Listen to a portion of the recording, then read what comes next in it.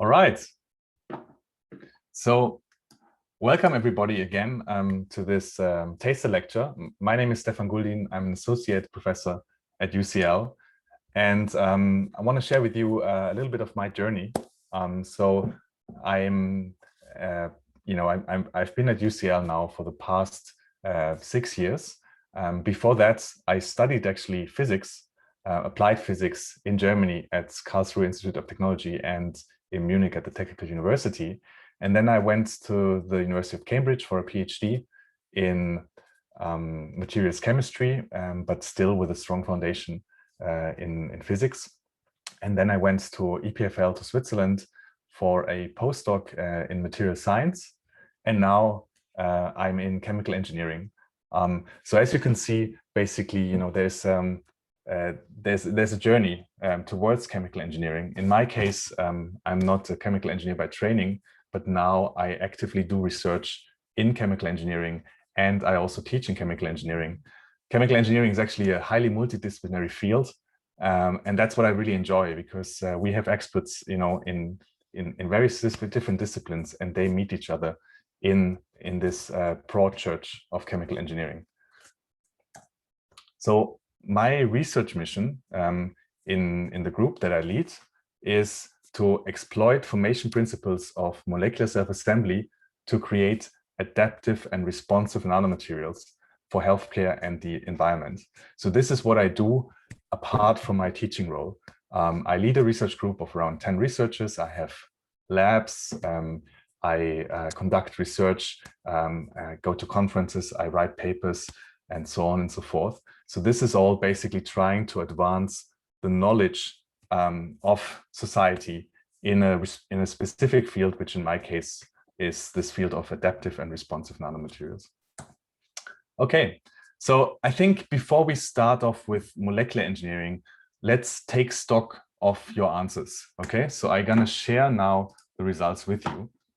So the first question, the starter question was, where are you joining us today? We can see that we have people from the UK. Half of you are from the UK, so welcome. No one joined us from Africa today, but we have people from Asia. We have people from mainland Europe, and then also we have people from South America. So welcome to everyone. I think this is still a very international webinar, and I'm delighted to meet you all, if only virtual. So I wanted to stop here because the second question is quite highly relevant for pitching molecular engineering to you. So my question was, what are your primary interests in the field of chemical engineering? We had biotechnology, where actually half of you responded that this is one of your primary interests. Also, a lot of people were interested in material science, in pharmaceuticals and healthcare technologies, in renewable energy, sustainable manufacturing, environmental engineering, electronics, also a few in cosmetics and home care, and some others in oil and gas. Now, actually, chemical engineering is key to all of these areas, right? So in that sense, you don't have to decide right now, but if you are interested in any of those domains, going for a degree in chemical engineering, it's a pretty good choice because it sets you up really well. And actually, in our department at UCL, we are well equipped to teach you important skills in those areas. So, for example, we have one of the world's most important centers for electrochemical innovation, so batteries and fuel cells. We do a lot of research in nature-inspired engineering. As I explained to you, we are very active in material science, in nanotechnology. We are actively collaborating with companies like Unilever in cosmetics and home care and food and drink technology. I'm myself, for example, active in pharmaceuticals and healthcare technologies through a doctoral training center. So whatever you are interested in this mix of areas, you will find a lot of enthusiastic energetic research groups and lectures within chemical engineering to help you get there. Okay, so actually we have the first contribution here. Parisa, you have raised your hand. Do you want to type in a question in the chat, or do you want to just speak out? Both of that would be completely fine.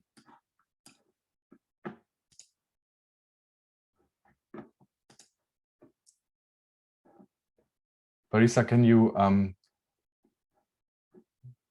actually speak out, or do you just want to put your question in the chat? Okay, it was a mistake. No worries. Okay, so that's just to kind of get us started. Let's now look at one area of chemical engineering that has become more and more important and actually is relevant for all of these different fields. So molecular engineering is is not a discipline by itself, isolated, only focused on for its own sake. Molecular engineering is informing all of the future questions, or many of the future questions of chemical engineering. And it doesn't really matter whether you want to pursue biotechnology, cosmetics, healthcare, electronics, environmental engineering, material science, food and drink, and all of that. The key questions of the future actually happen on the molecular scale. And here at UCL Chemical Engineering, we are quite well equipped to provide you with the important knowledge and to provide you with the skills that you need. Okay, actually, I've just learned that attendees, because this is a webinar, cannot use their microphones, but obviously you're more than welcome to put in your questions in the chat. So use the Q&A or use the chat box. And actually, there was one contribution from Mariam. Mariam was asking, hi, I'm interested in medical physics. Am I okay, or should I join another group? So it depends on what you refer to in medical physics. Chemical engineering, will equip you very well with knowledge in material science, knowledge of bio-nano interfaces. So, for example, if you're interested in biosensors, if you're interested in prosthetics, if you're interested in novel types of drugs, all of this is chemical engineering. The only thing that probably is not so well within the domain of chemical engineering is what is historically referred to as medical physics in terms of calculating dosage in X-ray, for example. So for computer tomography assisted X-ray scans, you used to have lots of medical physicists in a hospital that are calculating doses and so on. This is a different discipline, but if you're interested in biosensors, in biomaterials, and in drug design and so on, then this is all chemical engineering. Okay, so what is chemical engineering? Why chemical engineering? We've discussed this already. Now we're basically going to why molecular engineering. Okay, so as I already mentioned, many of the fields that you had looked at in the poll relate to the molecular scale. And actually, advanced chemistry concepts are now relevant to many of the future challenges of engineering. And what is important is that while previously chemical engineering was often seen, as process engineering, as black box engineering, input, output, and so on, now to kind of advance this discipline further, we need to really understand processes from, from a fundamental perspective as well. So basically, we are now merging all of this, and a discipline like molecular engineering helps us for that. Okay, so before we set off on nanoscience, I want to kind of make a point here. So UCL is very committed to the so-called connected curriculum. The connected curriculum is basically a distinctive approach to research-based education. And this was launched by our previous provost, Michael Arthur, who left UCL very recently because it was the end of his term. So what he said is, at University College London, our top strategic priority for the next 20 years is to close the divide between teaching and research. We want to integrate research into every stage of an undergraduate degree, moving from research-led to research-based teaching. Okay, so what does that mean? Well, actually, it means that at UCL, we are changing the way of engaging with you as a students. You know, you're not just recipients of knowledge. We're not just trying to convey, you know, technical skills to you by teaching you top down, by teaching you in confrontational manners in lectures. We are trying to bring you on board and become part, you know, of this holistic approach of mixing and combining research and education. So it's about educating through dialogue and active critical inquiry. It's about creating an inclusive research and learning community. It's about making connections across modules, programs, and beyond the classroom. It's about equipping students to address interdisciplinary challenges. It's about exploring critically the values and practices of global citizenship. And it's about engaging students as partners in their education and as co-producers of knowledge. So actually, I will show you some examples how I do this in my course or in my courses. But you know, many of my colleagues will have different approaches, but we all are unified in our understanding that, you know, teaching has to change, and we basically want to take you on board and make sure that we create very strong connections between our research activities, which are clearly world-class. This is why UCL is one of the top 10 universities in the world in many of the rankings, and our teaching. And I think this is quite distinct and different from other universities. So this connected curriculum actually was created at UCL. We have, you know, we've published a number of books and conferences, and it's now adopted at other places, but UCL was the birthplace of this novel type of teaching. Okay, any questions on the connected curriculum? Cool. So you don't have to raise your hand. You can just basically type in your questions in the Q&A or also in the chat, and I will pick them up. Okay. So this is the program route. Now, basically, you know, there is one type of degree structure that is the conventional one, which is shown here. So you have the first year, the second year, the third year, the fourth year, and you basically end up with an MEng in chemical engineering or an MEng in engineering in chemical engineering. Okay. Now, in turn, I'm gonna answer your question in a second. There is, but this is just one offer that we have here at UCL. You can obviously also just go for the conventional route towards a B Eng. So this would just be after 3 years. But actually, you know, there's more on offer here at UCL. So for example, if you want to do a bachelor in engineering, you can also combine this with a year in industry. And we have a number of industrial partners who are keen to take you on board. You can combine your MEng in chemical engineering with a year abroad. And we have a number of partner universities across the world that will enable you to do this. You can actually, again, combine it with a year in industry. But something I want to kind of highlight today is this here. So you can also get an MEng in chemical engineering with biochemical engineering, or with chemistry, or with engineering mathematics. And actually, mostly today, I'll be talking about this option here. So to get a MEng in chemical engineering with chemistry. And actually, this is an offer that is rather unique in the UK. And it's something that, in my view, is quite important for the future of chemical engineering, because historically in the UK, as I mentioned before, chemical engineering was mostly process engineering. But if you look at other countries, the US, Switzerland, Germany, and so on, you will see that chemical engineering is much more rooted in chemistry. And with this option here at UCL, we are enabling you to address challenges on the molecular scale. Okay, we have actually some questions here. Is the connected curriculum only for undergraduate study or also for postgraduate ones? So the connected curriculum conveys, across all subjects and courses of UCL. So this is irrespective. Okay, so we are committed towards the connected curriculum. This is just the way we want to teach. Okay.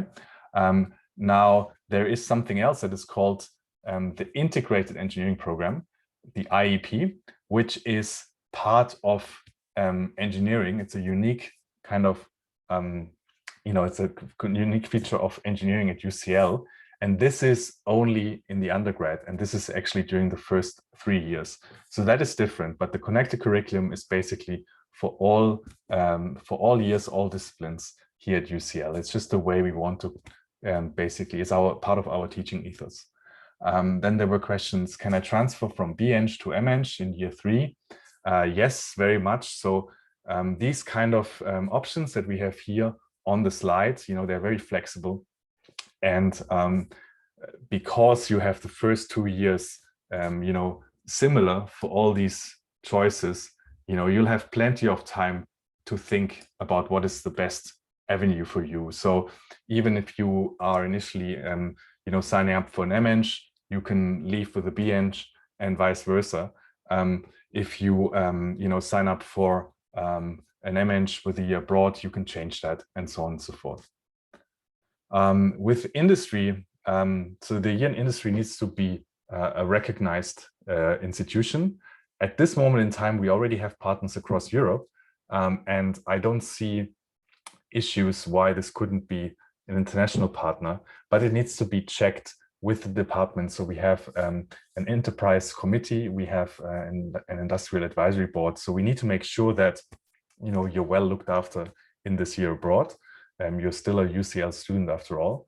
And when the industrial host meets all of our requirements, then surely you will be able to conduct this at a partner which may have not been hosting a UCL student before. Okay, so there was another question here. Hello, I have a quick question. I'm wondering if UCL degree is valid in other countries. I would love to finish the master in UCL and PhD in another country. Is this possible? Well, sure. I mean, UCL is one of the top universities in the world.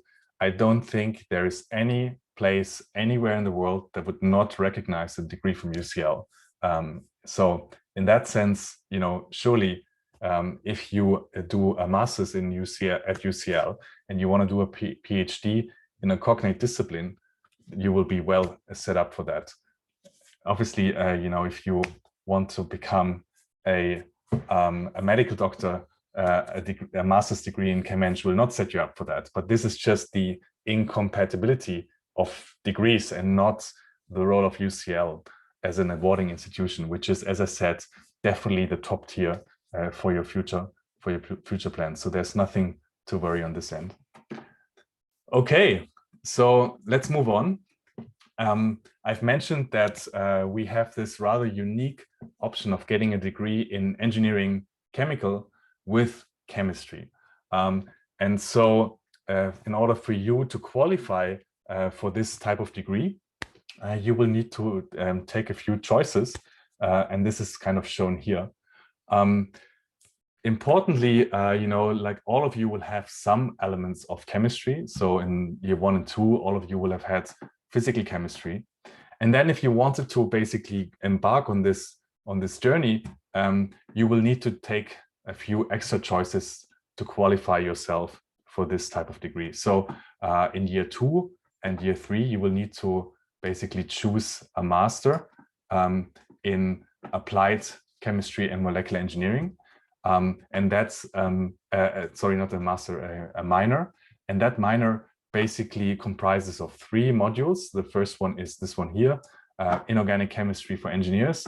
The second one will be organic chemistry for engineers. And then you have a third one that is from molecules to molecular engineering. And that one is basically related to macromolecular chemistry and supramolecular chemistry.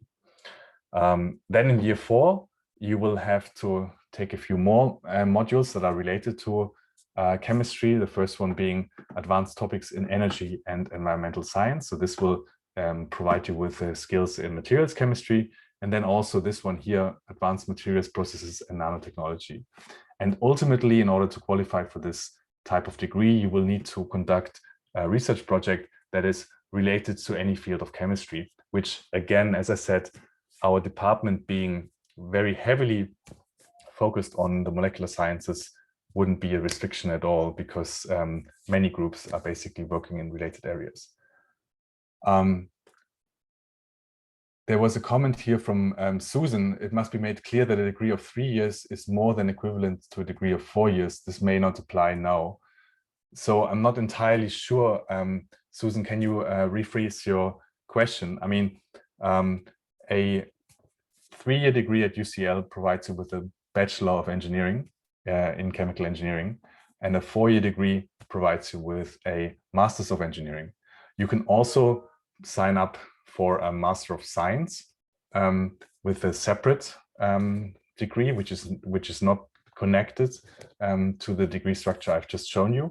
But basically, obviously, there's this distinction. So 3 years brings you at UCL to a bachelor, 4 years brings you to a master. We don't have these type of honor degrees that you would know. And if you want to do a PhD, typically you would be required to conduct a 4-year undergraduate study towards an MEng in chemical engineering.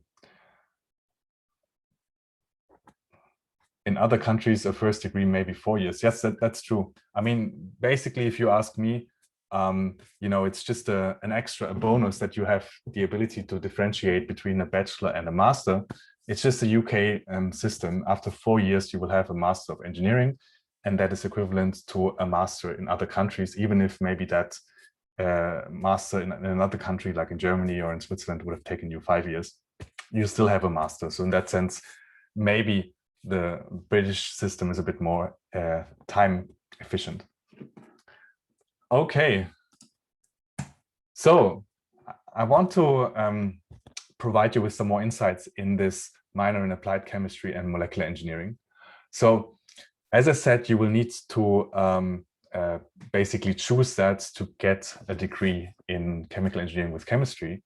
And that minor, where I'm the academic lead for, comprises 3 modules. So the first one, Inorganic Chemistry for Engineers, considers fundamentals of inorganic chemistry from an engineering perspective. So this is really important. We are also looking at scale-up. We're looking at chemical plants. We're inviting experts from industry, you know, to provide you with a holistic view and a practical view of how, you know, these chemical concepts are relevant in industry. The second one then is the equivalent to module 1, but for organic chemistry. So what happens there? Well, basically it provides a sound overview over the structure, properties, and reactions of organic compounds. And it also showcases the relevance with practical examples of engineering today and in the future. So again, we have partners from industry that join us for this module. You will be able to apply you know, your learning to practical examples and so on and so forth. And then the third module is the one that I teach myself, and that is called From Molecules to Molecular Engineering. And so that basically aims to build an understanding of how macromolecules and how smart molecular design and assembly can provide material systems with unprecedented control over the resulting nanoscopic architecture and functionality. So basically, these 3 modules will form a minor, and this is, you know, one avenue for you. You don't have to take that minor. You can take other minors. There are minors in environmental engineering. There are minors in programming, in accounting, in ocean engineering, in regenerative medicine. So you have lots of choices here at UCL. I'm just gonna present you this option in molecular engineering, which actually also is the one maybe closest to chemical engineering. Okay, so I think that you know, you have probably also joined today because you want to see how teaching is conducted at UCL. I can today give you a flavor of how I do my teaching. And this hopefully, gives you an impression of how university life will be like, at least from the academic perspective. So at UCL, I teach 2 modules. The first one is CEng 0022, from molecules to molecular engineering. I actually also teach a course on advanced materials processes and nanotechnology. So basically, this course has aims. That these aims are: molecular engineering relates macroscopic function to molecular design. Okay, so the course aims to build an understanding of macromolecules and how rational molecular design and assembly can provide material systems with unprecedented control over the resulting nanoscopic architecture and functionality. So we've already briefly mentioned this before. And then practical examples are shown in a variety of emerging fields of engineering, including healthcare, environment, energy, and materials. What's the syllabus in this module? Well, we cover molecular design. So in this case, I will teach you about the various building blocks that are important in molecular engineering: oligomers, polymers, biomolecules. I will then explain you how you can conduct molecular assembly. So we will cover intermolecular forces, surfaces and interfaces, molecular self-assembly, and also self-organization. And then we will also look at molecular machines, which is a field that just recently been awarded the Nobel Prize. And ultimately, we will then look at systems functionality. So we will, after we've covered the building blocks and the assembly of the building blocks, we then look at integration of these learning concepts in practical examples of molecular engineering. Again, looking at biomedical, environmental, and energy applications. Okay, so the learning outcomes of this particular module are, that you will then understand key molecular design features, that you will be able to apply principles of materials assembly in formation processes in industry, that you can relate device function to molecular architecture, and that also, and that is very important, you will be able to connect, to current research topics, and also connect to current topics relevant to industry. As I mentioned, we are deeply rooted in the connected curriculum, and I believe that with this approach, you're not only going to be learning from the textbooks, but you will be learning from, what are the emerging topics in industry and academia. And this is really important because it will set you up well for your next step after UCL. Okay. So here is just, another overview of this particular course. Actually, we also look at historical context. We will, as I said before, cover all these different topics, but then at the end also look at molecular engineering in practice. And so what does that mean? Well, actually, we do some peer-to-peer teaching. So you will explain some of the most tricky concepts to your colleagues, and I will help you to do that. We will look at nanotechnology in practice through visits. So we will go to a clean room where people conduct microfabrication. You will see how this actually works. And then also, importantly, we are inviting colleagues from industry to participate in this module. This is just an example of the teaching team this year. So I am obviously responsible as an associate professor, but I also have other people helping me. So we have a postgraduate teaching associate, Clarissa Harmon. We also have a senior research fellow that is helping. And I'm also trying to involve the group overall, my research group, because I feel that this provides you with some valuable insights. I don't see any open questions, but if you have any, just drop them in, and I'm trying to address these as we go along. Okay, so now how does it actually work? We covered a little bit what the module is aiming to do. We covered a little bit of learning outcomes and so on, but what is the day-to-day life in a course like this one here? So basically, this year in my module, we had to conduct all of this online. So, some of the elements may be slightly different as we go again to on-site teaching. The decisions about this are obviously not in my hand, but I think that we are all committed to provide a high quality online teaching on top of face-to-face teaching. So in that sense, I think overall you will have seen that education has had a massive innovative boost over the past year. And I think you will be the first generation of students that will benefit from this, because ultimately, while remote teaching was limiting us in the way of, working with you, it also forced us to use some innovative teaching tools. And overall, now blending this, with face-to-face teaching will, I think, provide us with a great mix of tools. So the way I explain you my teaching is actually, relevant to chemical engineering. So my other colleagues will have, similar approaches, obviously interpreted their own way. But I don't know how teaching is conducted in other disciplines at UCL and other universities. So this is today, a taster lecture for UCL chemical engineering. And so hopefully it will help you to see how we operate in our department. And then you're obviously welcome to check out other places and see what they do and compare. Okay, so basically, the module components are, you have handouts. So those handouts are scripts, they contain all the basic information. They help you to take notes. They provide you with formulas with key points and so on and so forth. You then have recorded lectures. So these are short videos on particular topics, and they are complementary to the student handouts. So your core learning will be the handouts plus the recorded lectures, and hopefully in the future, obviously, live lectures. You then have formative quizzes. So these are released weekly, and they are part of the learning, right? It's not just assessment, they are formative. So they will help you to understand where you are, whether you got the various concepts right, where you need to do more studying.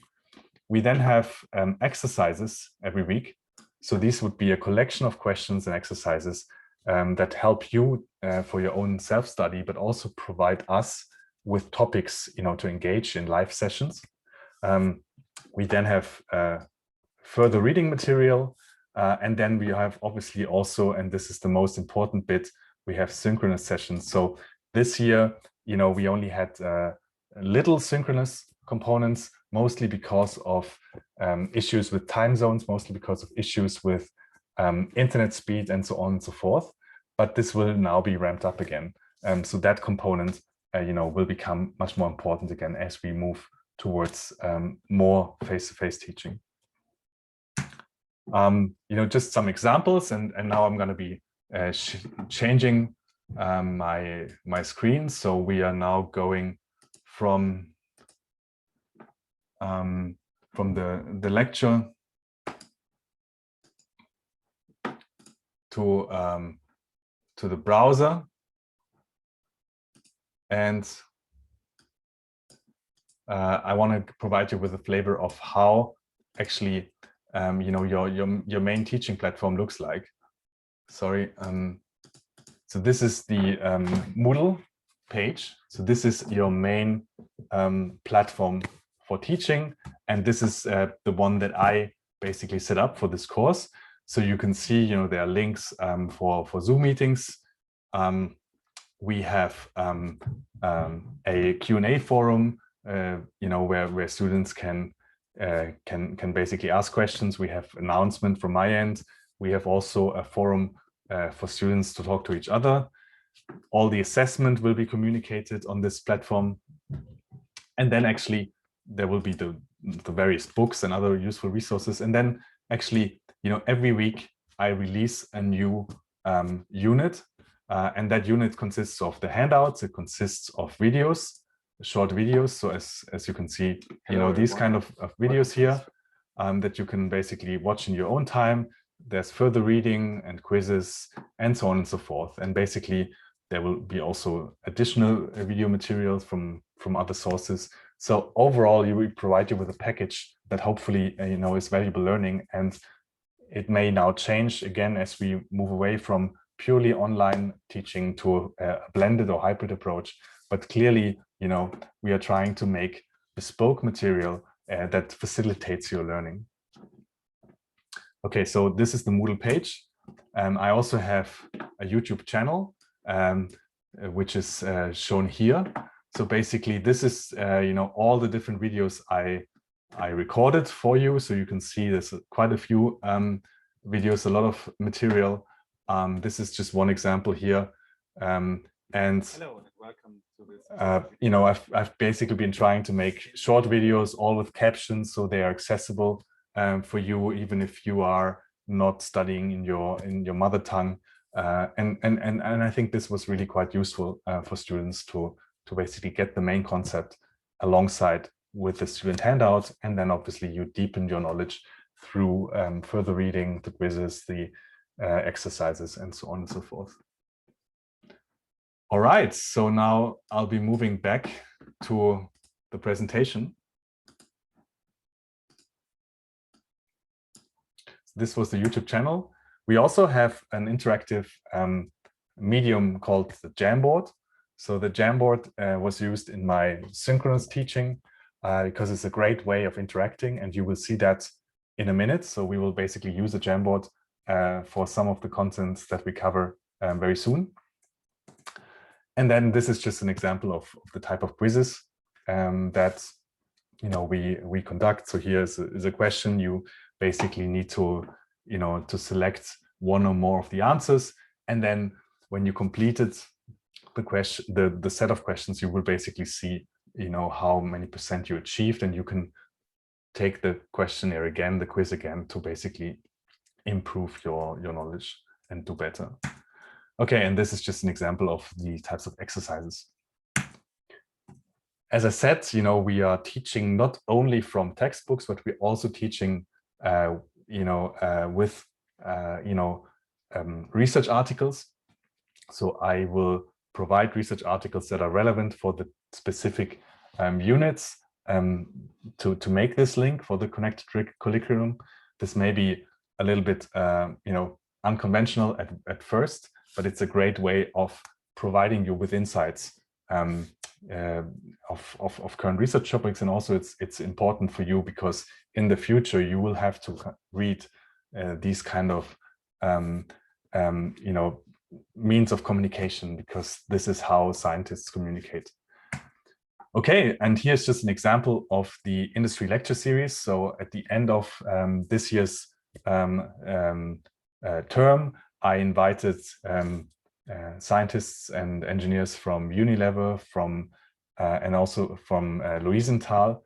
Louisenthal is a big banknote printing company in Germany, and then also from 2 small startups. So one basically HiQ Nano from Italy, and another one, Terrapore, from the Silicon Valley. And they provided their perspective on molecular engineering, and they helped students to understand how the content that we covered in class is actually relevant in many of the pressing needs of society and opportunities for industry. Okay, so just briefly, the assessment is something that is changing, because previously we had a structure where the exam was the dominant part with 70%, and then some coursework component, whereas now this year we don't have any exams. It's all basically based on projects and coursework and quizzes. So this is subject to change, and it will depend on the type of approach that is relevant for that year. We are adopting to whatever is possible. Just for you to get some flavor of the type of coursework that you are set here at UCL. So in my course, for example, I set a rather open-ended coursework. So that means that you will get an open-ended research question, and then you basically have to answer to that research question in form of an essay and also in form of a presentation. And what's important is that you study the literature that you discuss with researchers. And for example, researchers in my group are available for this type of conversation. And then that you are presenting your findings in written form and also in a presentation. And this is just some of the examples. So I've picked 3 random questions from the coursework this year. First one was on chemical patterning and lithography. Can you imagine how to manipulate the phenomenon of electrically controlled dewettability of a liquid droplet on a substrate to build a polychrome pixelated display? What do you think would be the pros and cons of such a dewettability display? So this is obviously at the moment a bit too complex for you, but you will be, you will be in a position to answer this question come year 3 when this course is basically set. Another one is, can you think of ways of making a photonic crystal anti-counterfeiting device for banknotes?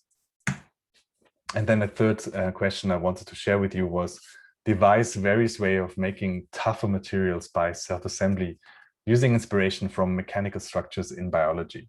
So, these kind of open-ended questions will be something that you will tackle in these kind of classes.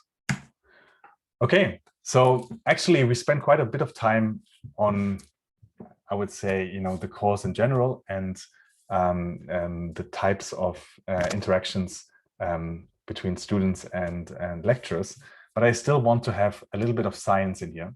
Okay, so I want to cover one particular topic, which is surfaces and interfaces, and that is relevant for many processing techniques for coating surfaces, for designing, cleaning products, and so on and so forth. Why are surfaces and interfaces so important for molecular engineering? Well, clearly, as your building blocks are getting smaller and smaller, as your structures are getting smaller and smaller, the relative importance of surface area over bulk properties, over volume properties, becomes much more important. And this is shown here in this little cubic consideration. So for example, if you had a cubic volume of 1 cubic centimeter, and that was filled just with 1 particle, then the total surface area, is marginal, is 0.0006 square meters. Now, if you build a cubic centimeter block with nanometer-sized little building blocks, then, basically, and this one here is the example of a 10 nanometer sized building block, then you suddenly increase the surface area by many, many, many factors of orders of magnitude. And so suddenly the interface is becoming much more important and actually becoming basically becoming more important than the volume properties. Okay, so here are some of the descriptions of interfaces. So you can have a gas-liquid interface, you can have a liquid-liquid interface, a gas-solid interface, a liquid-solid interface, or also a solid-solid interface. The interface is, in this particular example here, between gas and liquids, is described as the intermediate range, where you don't have quite the density of your liquid, you don't have quite the density of your gas, but something in between. And that is where interfacial science is happening, and that's a very interesting part of engineering that knowledge of is important for many of the fields that we are covering. So here, just a very brief introduction. I'll be trying to play that video now.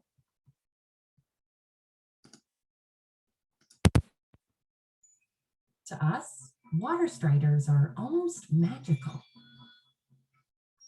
I mean, come on, they're literally walking on water. But come down to their level and it's a bit more sinister. These delicate little bugs have figured out how to master the elements and to exploit those who can't. So how do water striders float where others sink? The answer is those crazy long legs. Water is pretty sticky stuff. It likes to hold on to itself. It sticks together especially well right at the surface. If you're small, it can actually hold you up, as long as you don't break through that surface tension. It seems like the water strider's legs would just sink right in, but they don't. They make dimples on the surface. That's because their legs are covered in tiny hairs called microsetae that repel water. The strider's entire body is covered in them. Those hairs trap a layer of air that keeps the water from sticking to its body.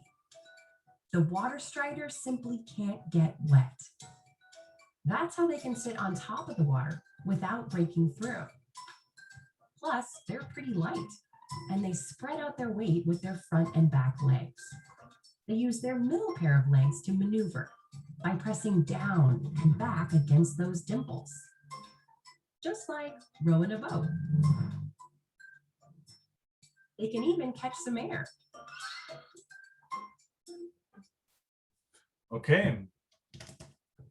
This was just one example of how surface tension is important. And actually also there was some brief accounts to the role of nanostructuring of interfaces to make use of this principle. And actually, there are other taster lectures on nature-inspired engineering by Professor Marco Coppens, where you can pick up on some of the concepts you've seen here in this video, because it's all at the end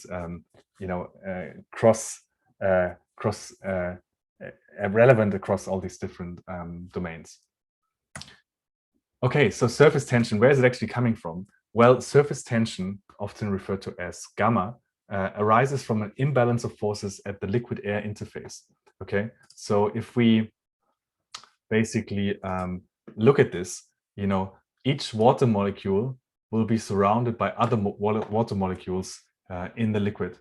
And this means that there is, some isotropy of forces, and that isotropy of forces is broken at the air-water interface because there are no other water molecules, on this side. And this means that, there is basically a resulting force going inwards, okay? And this now is the reason why basically water molecules, why water has such a high surface tension. If you're trying to pull the water surface up, there will be a restoring force going down.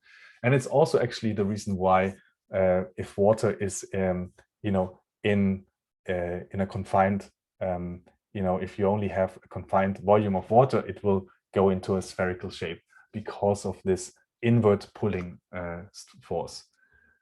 Okay, so that is also related to the surface immunization of the surface energy. Now, I think we're near to the end, but I want to basically at least have a little bit of an interactive session on this now. The question is, what are those forces of water molecules? But what are other forces as well? So the question is, which intermolecular forces do you know, and how do we classify them? And actually, I would suggest we all meet here now. So if you please, type this into your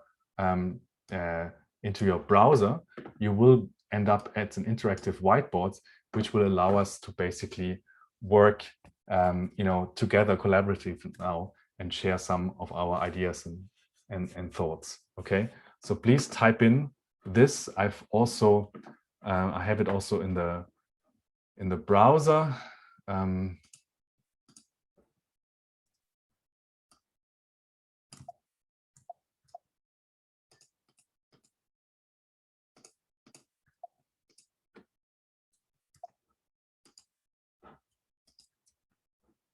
So it's either this link that I've sent to you now, or it's basically the shortened link that I have in the presentation. which is basically shown here. So just type this in, and you can basically I see you on this screen, and I will now go myself back onto the interactive whiteboard. Okay, so I've seen already there are a few people here. So the question is, which intermolecular forces do you know? Actually, you can use an easier way of writing with a post-it note. So this is a post-it note here. If you press this button here, you can basically write stuff. Okay. Okay, so we have van der Waals forces, hydrogen bonding. Okay. Others, dipole interactions are part of van der Waals forces. Anything else?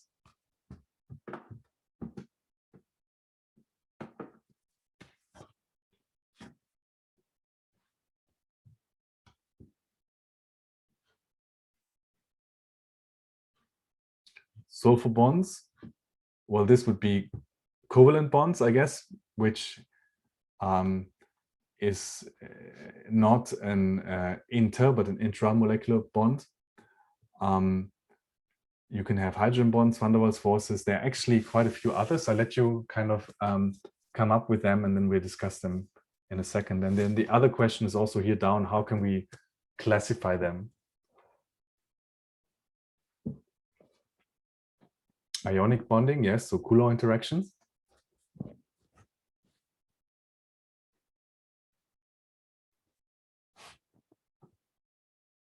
Any more?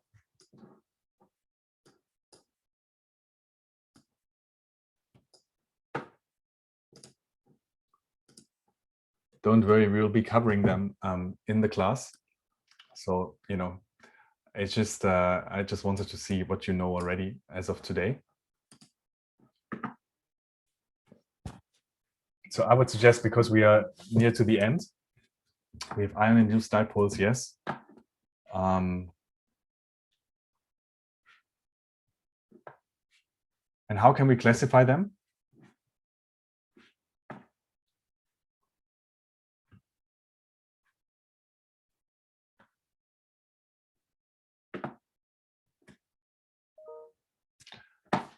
We can classify them by being attractive, right? Repulsive, long distance, short distance, the strength, exactly. So there are different ways of classifying intermolecular forces. Thanks for that. I mean, as I said, we are a little bit short of time now, but this is one example of how I'm trying to teach interactively with you. So for example, I would be having calculations on the screen, and then people can share their thoughts and share their results, and we ultimately hopefully come to a unified view of what is right and what is wrong. But what I want to make sure is that you never are left alone with your questions, and that we can provide a platform for communication. Thanks a lot for those. Let's go quickly back. So I share my slides again. Okay, so here is an overview of these intermolecular forces, and you've actually mentioned quite a few already, right? Electrostatic interactions, hydrogen bonding, van der Waals forces. But we also have a few ones that are maybe less known to you from A-levels chemistry. Aromatic interactions, which is a bit of a mix of all of the other ones. Hydrophobic effect, which is a consequence of hydrogen bonding. We have steric interactions, and then we also have depletion interactions. And all of these type of intermolecular interactions are important for you as engineers, and they can come at play, when you're manipulating materials at the nanoscale for all of the applications we discussed. Okay, so just to wrap up, I wanted to discuss with you more on the role of hydrogen bonding. Where does it come from? Why is it so important for the surface tension of water? Well, basically, water molecules want to interact with each other because of the electron depleted hydrogen coming from the electronegativity between hydrogen and oxygen. And this now leads to these dynamic bonds, which are constantly forming and reforming. And with thermal energy, they can be broken up and reforming. And at the end of the day, this dynamic formation of bonds, which you can also see in this schematic here, now leads to the fact that water has a very high surface tension and a much higher surface tension than most of the other solvents or liquids, apart from, say, mercury, for example. Okay, you can reduce surface tension by adding, a surfactant on the air-water interface, but unfortunately, we don't have much time to cover this now. So basically, I wanted to discuss with you the Gibbs adsorption isotherm and how this, changes surface tension when you have suddenly surfactants that are covering the air, the liquid air interface, and that using surfactants, you can see a decrease in surface tension as a concentration of the surfactant until at some point there's no change in surface tension anymore. Why? Because you've covered, after the so-called critical micelle concentration, you've covered the surface with your surfactants, and if you add more surfactants, they would basically form these kind of micelles in solution. And this again is really important, for example, for drug delivery, or it's important for cleaning stains of clothes and so on and so forth. So at the end of the day, these concepts of molecular engineering are super connected to your daily life and also to many industrial processes. Okay, so before we end, I wanted to show you this little video. I'm not sure whether you have a few more minutes. This is another 3-4 minutes, but I'll just play it. I would say I will wrap up the lecture now and then let you watch this if you're interested. Okay, so let's make sure that you're not left behind with questions. We had one from an anonymous attendee: is there no gas-gas interface? This is a very good point here, and well spotted. Actually, I have to say that there are very exotic combination of gases which are immiscible, but this is super rare and is not relevant for any industrial processes. So that's why I didn't cover gas-gas interfaces before. Okay, are there any other questions?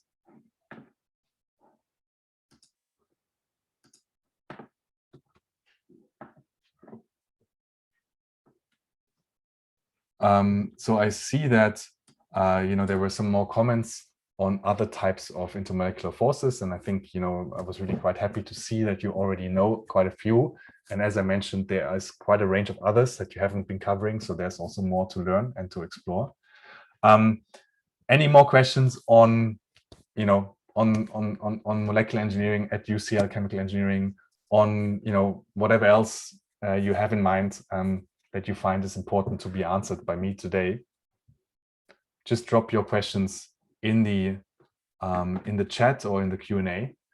And if there's nothing left, then I would say I close this with a short video that just provides you actually with some historic context also about how Benjamin Franklin, as you know, one of the first presidents of the USA, was also interested in surface science and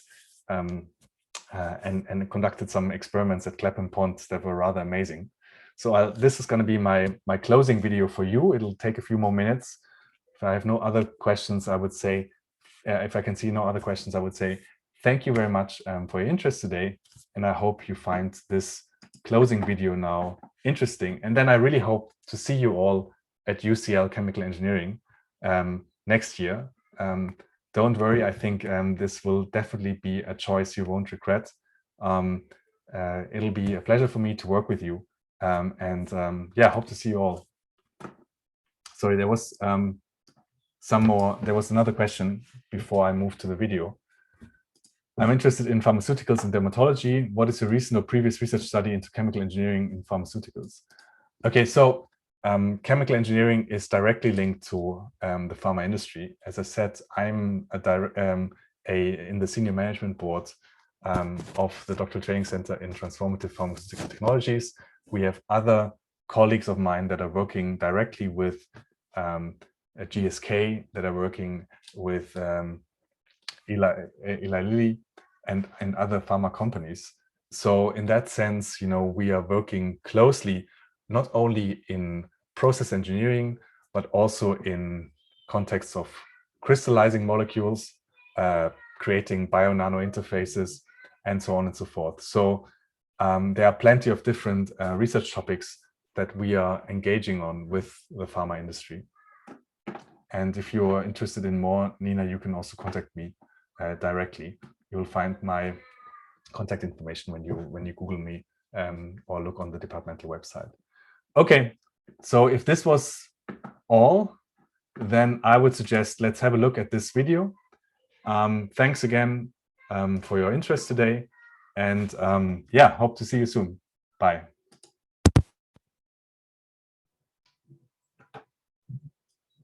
Okay, so I just got on the lake and there are a bunch of little tiny ripples from the wind. What I have here is just olive oil. Let's put it in.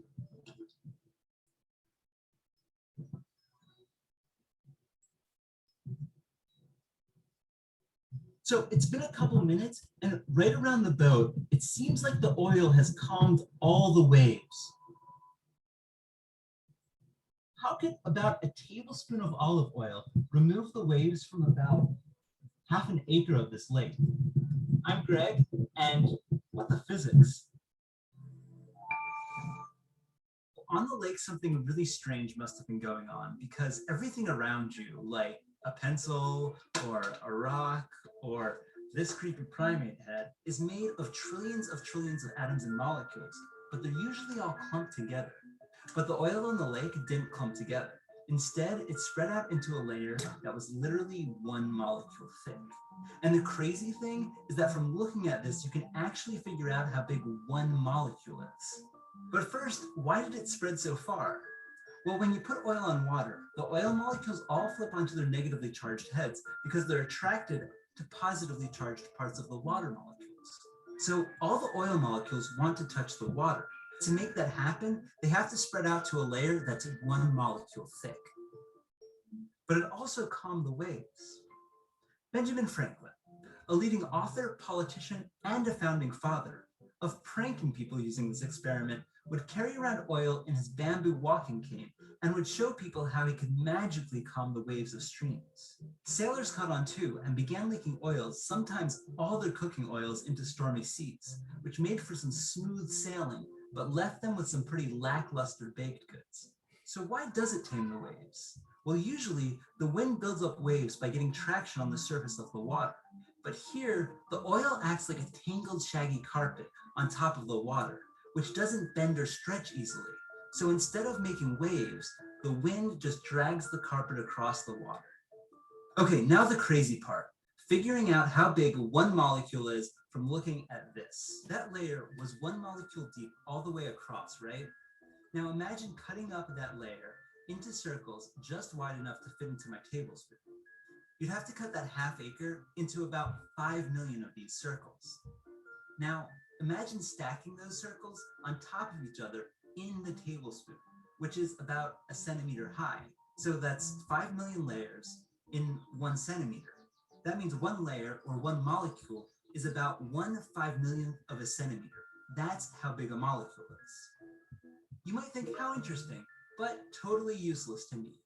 Actually, if you put that one molecule thick layer of oil or a smaller molecule like magnesium fluoride on top of a pane of glass, you'll make what's called invisible glass, which has very little reflection.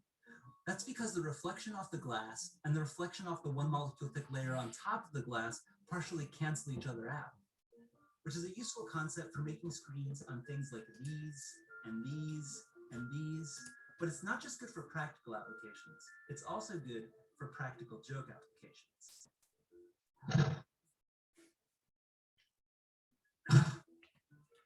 Thank you, science. Ben Franklin would be proud.